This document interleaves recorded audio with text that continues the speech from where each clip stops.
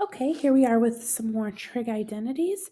We're going to work through numbers 10 and 11 here. So I'm looking at number 10, and we always want to start on the more complicated side. They're kind of about the same, but I am going to work on the left-hand side here because I think I can make that look like the right. Okay? Now I'm looking on the right, and I see that I have something that's equal to sine tangent. On the left, I'm just going to take this fraction and I'm going to split it up into tangent theta over secant theta times tangent theta. Okay, that gets me the tangent theta that I need.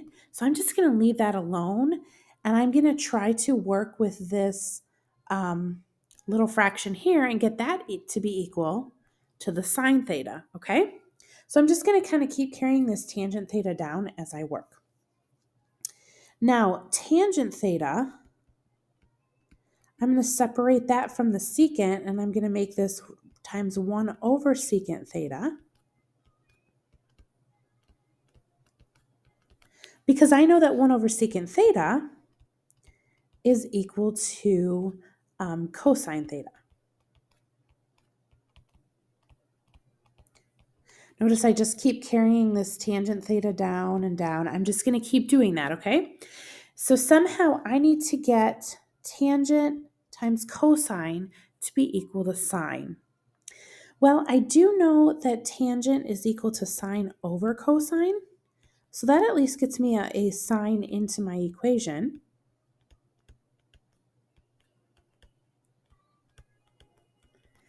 And then I notice that sine over cosine times cosine, these will cancel, and I'm going to be left with sine theta times tangent theta, which is exactly what I wanted from the beginning.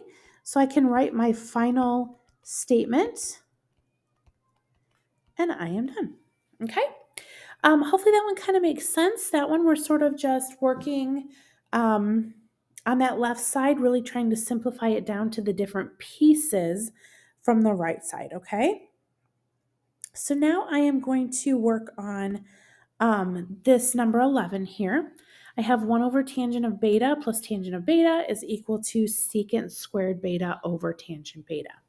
Now I'm going to work on the left-hand side, but I just want to show you something real quick. Let me use a different color here. If I look at this secant squared, that is actually equal to, I'll write it over here, secant squared of beta times 1 over tangent of beta. The 1 over tangent of beta I already have. So what I'm going to do is I'm going to work with this just tangent here. I'm going to try to get it to be equal to secant squared, okay? That's kind of my thought process here. I just wanted to show you that so that you can kind of see where I'm going, okay? So I'm going to take 1 over tangent beta, which I'm going to, again, just keep carrying down, plus tangent beta, and try to get it to be equal to secant squared beta over tangent beta, okay? So in reality, what I want to do is I want to make tangent, plus tangent equal to secant. I'm going to have to play with this a little bit, okay? So let's start by, let's make this 1 over tangent plus, and then let's change tangent into, how about we change it into sine over cosine? See where this gets us, okay? Now I think I want to get a common denominator, which is going to be tangent cosine. That at least will get me down to 1 fraction, and I'm going to multiply. So I get cosine beta plus sine beta tangent beta over tangent beta cosine beta. Now, notice I'm still keeping that tangent beta in the denominator because I want to keep that. That will get me to my ending point, which has a tangent in the denominator, okay? So I'm going to try to kind of work with what I've got here.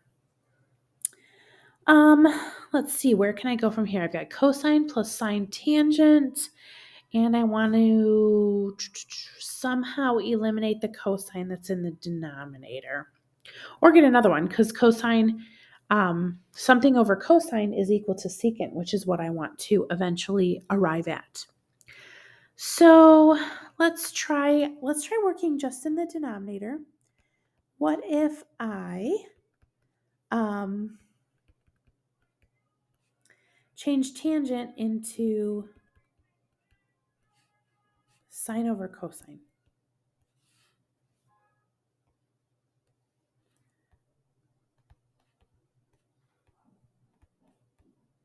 Okay. Now I'm going to multiply sine times sine over cosine. And I get sine squared over cosine. Notice that cosine is just under my sine. It's not under this cosine to the left, okay? That's important because I will probably end up getting a common denominator here and multiplying this by a cosine. So now so I'm going to multiply, let me do a different color again, this by cosine over cosine, which is going to give me cosine squared over cosine. These are then going to be like terms, okay? So let me write that out. I'm going to get cosine squared beta over cosine plus sine squared beta over cosine all over tangent. This is a lot of writing, isn't it? Okay. And now I want to combine these two. Oops, I lost my squared. And I'm going to get cosine squared plus sine squared over cosine all over tangent cosine. Okay.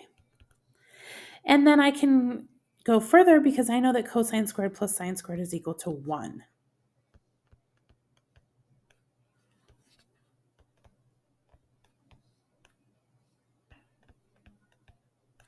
Now, I know that 1 over cosine is equal to secant. And remember back here, I want to try to get a secant squared. Well, that gets me at least 1 secant. So I'm going to simplify that, okay? So now I have secant beta over tangent beta cosine beta. And I'm going to separate this real quick. I'm going to make the secant beta over tangent beta times 1 over cosine beta. And I'm doing this because I know that 1 over cosine is equal to secant. That gets me another secant, okay? So I'm going to come over here because I'm running out of room. And I have secant over tangent times, and then I'm going to rewrite this 1 over cosine as a secant.